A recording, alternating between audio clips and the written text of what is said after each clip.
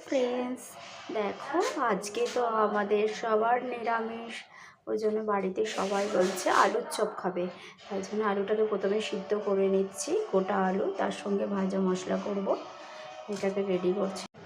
আলুটাকে প্রেশার কুকারে বসিয়ে ইন্ডাকশান ওখানে বসিয়ে দিয়েছি।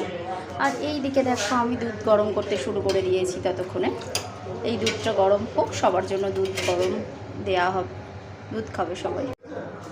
তার সঙ্গে আছে পাউরুটি সেঁকে নিয়েছি। এদিকে ফ্রেন্ডস, কড়াইয়ের মধ্যে দেখো তেল চাপিয়ে দিয়েছি, সরষের তেল। আর এইদিকে আলুটা মশলাটা তৈরি করতে শুরু করে দিয়েছি। বেসন ফাটানো হয়ে গেছে, এদিকে চপের পুর সমস্ত কিছু রেডি হয়ে গেছে। এখানে চপ ভাজা হচ্ছে অলরেডি। ফ্রেন্ডস, চপগুলো সব কমপ্লিট হয়ে গেল, লাস্ট এটা বাকি আছে, এটা চলছে, বাকি সব কমপ্লিট হয়ে গেল। আজকে রাত্রের এটাই হচ্ছে চপ মুড়ি, সবাই খাবে বলেছে। টাটা, গুড নাইট ফ্রেন্ডস, ভালো থেকো সবাই।